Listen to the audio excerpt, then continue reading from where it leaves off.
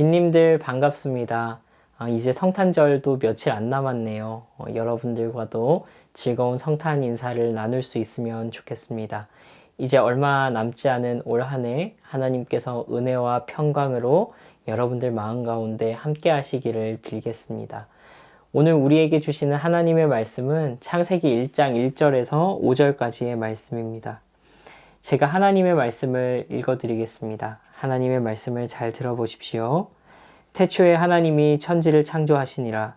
땅이 혼돈하고 공허하며 흑암이 깊음 위에 있고 하나님의 영은 수면 위에 운행하시니라. 하나님이 이르시되 빛이 있으라 하시니 빛이 있었고 빛이 하나님이 보시기에 좋았더라.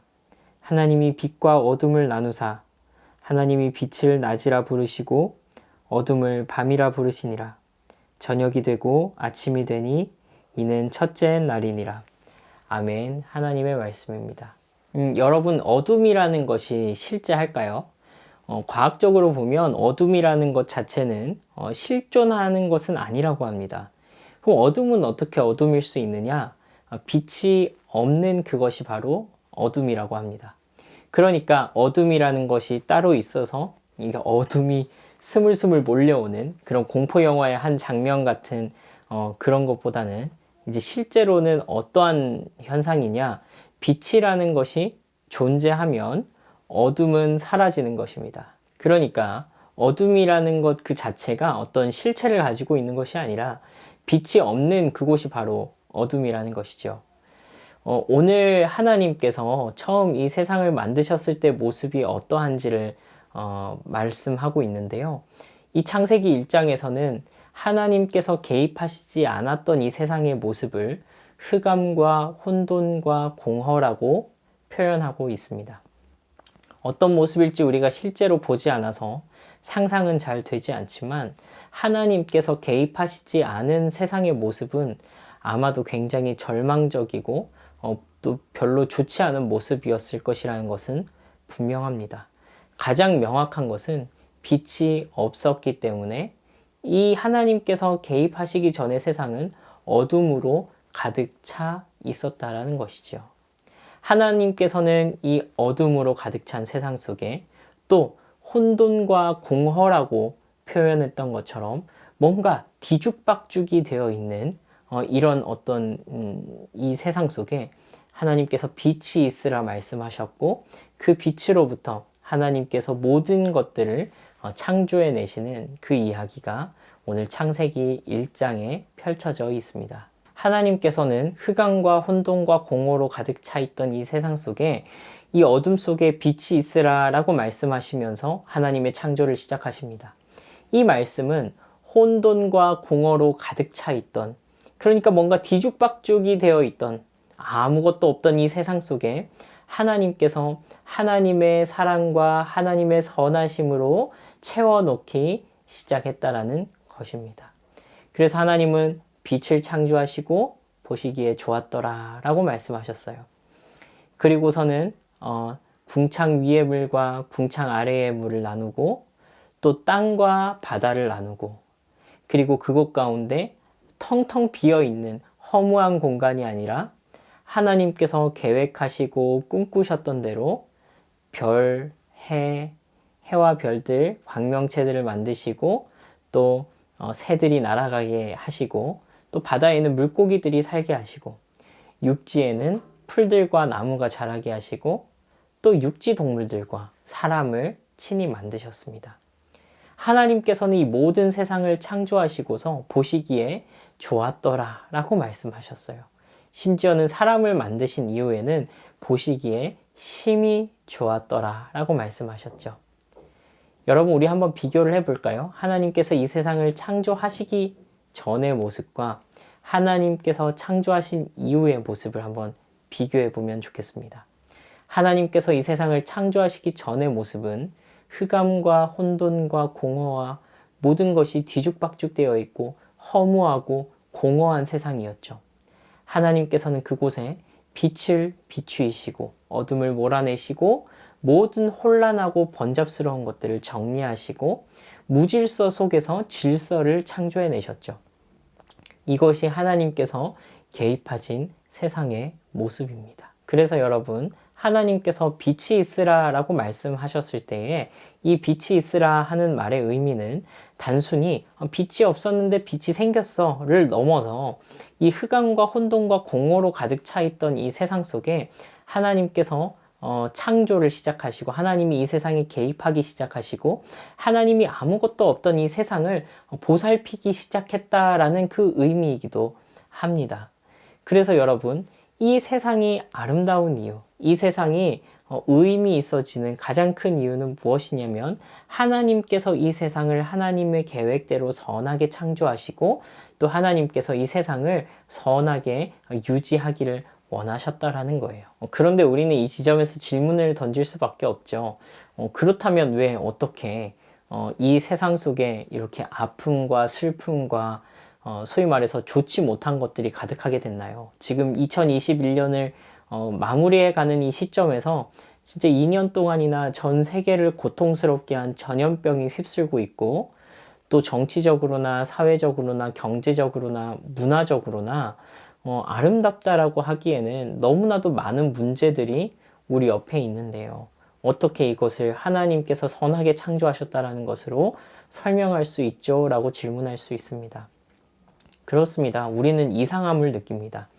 하나님께서 분명히 이 세상을 선하게 창조하셨는데 왜 이 세상에는 아직도 아픔이 있고 슬픔이 있고 여러 가지 질병과 고통의 문제들로 신음하고 있는가 하는 질문을 할 수밖에 없죠.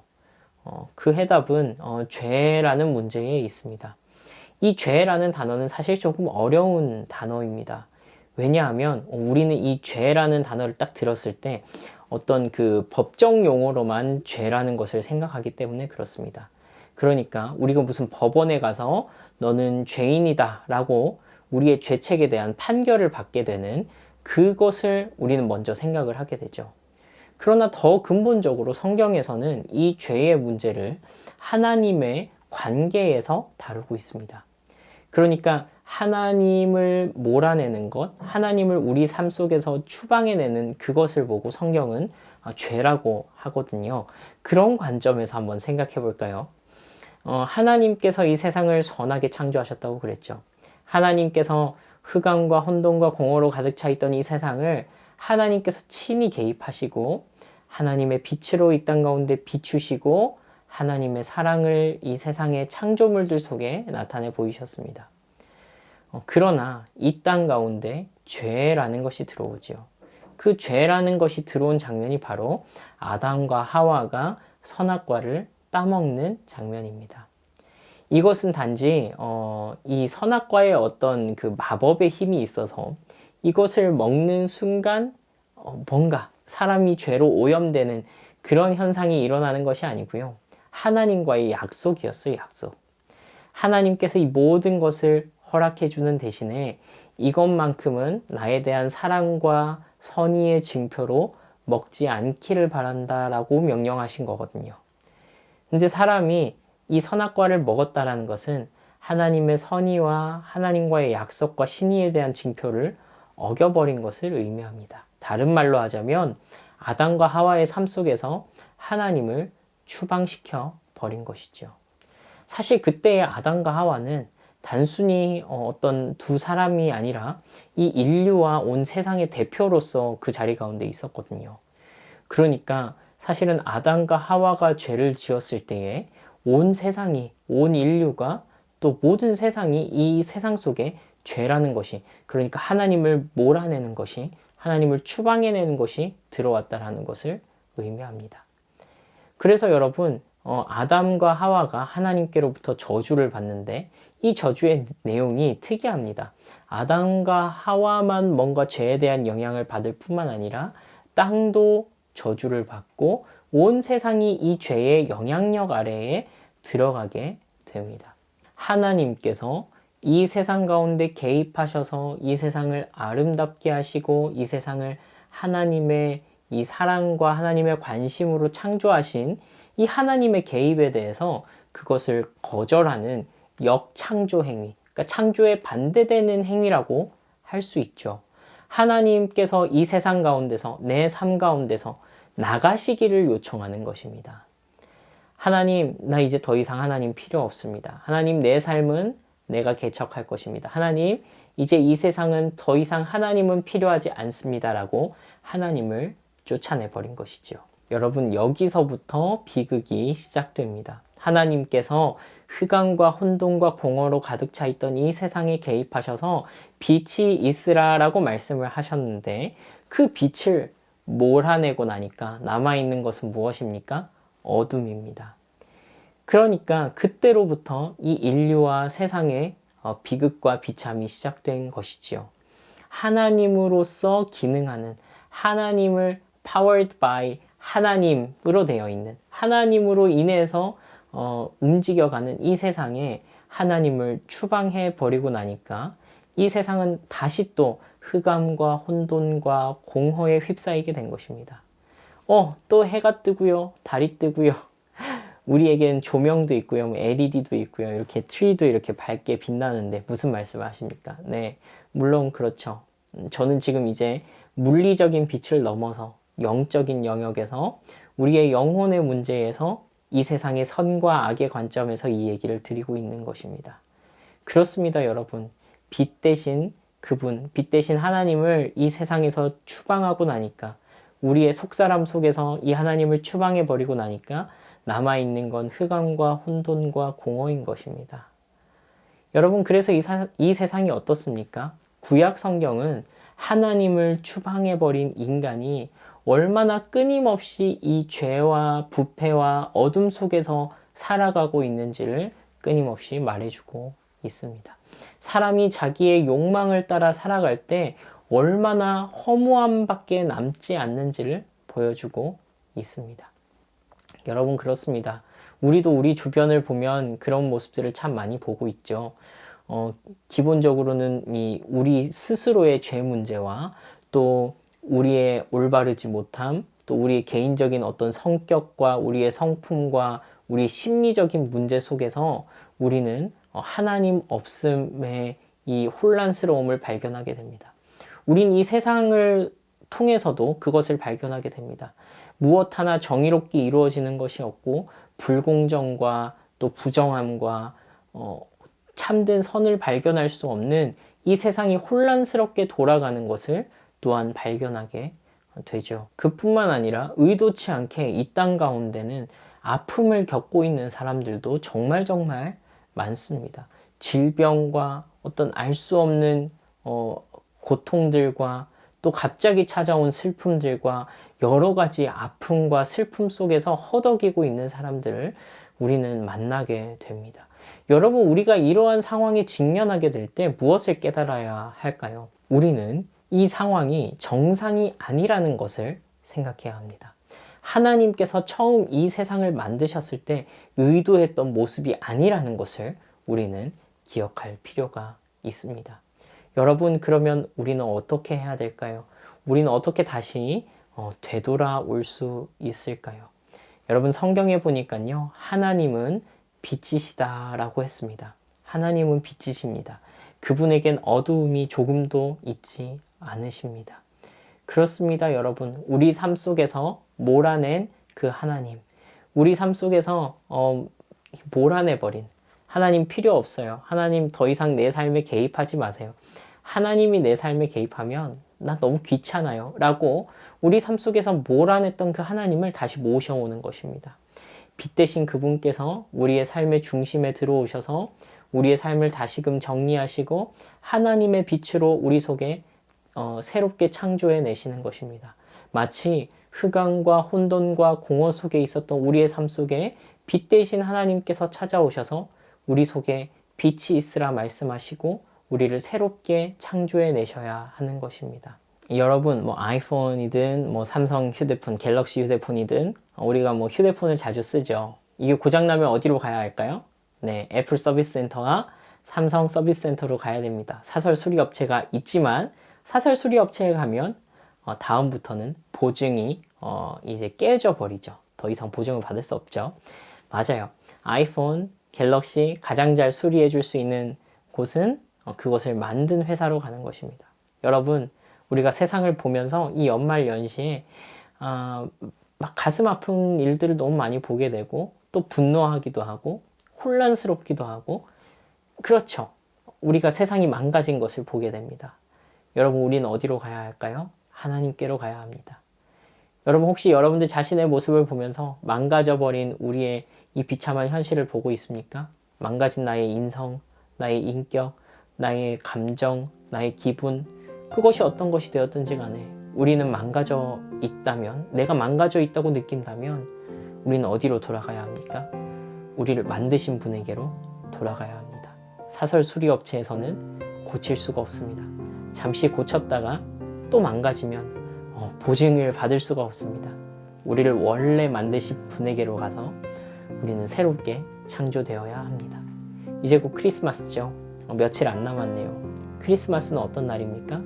예수님께서 빛으로 이 땅 가운데 오신 날입니다.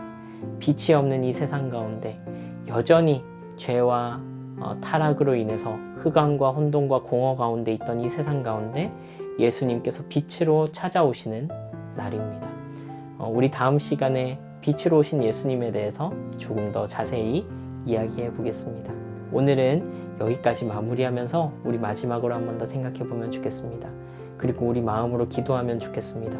하나님, 망가진 이 세상, 망가진 내 삶, 망가진 우리의 가족, 우리의 공동체, 그것이 어떤 것이든 하나님 다시 돌아와 주십시오. 내 삶에, 이 세상에, 나의 삶의 영역에 빛으로 찾아오셔서 무너진 모든 것들을 새롭게 창조하시고 하나님의 창조의 능력으로 우리를 새롭게 하여 주십시오. 우리 그렇게 기도하면 좋겠습니다. 함께 기도하겠습니다. 하나님 아버지, 은혜와 사랑을 감사합니다. 하나님께서 이 세상을 선하게 창조하셨습니다. 흑암과 혼돈과 어둠 가운데 빛이 있으라 말씀하시고 또 그 모든 혼돈 속에서 질서와 아름다움을 창조해내셨습니다. 그러나 주님, 우리의 삶을, 이 세상을 살펴봅니다.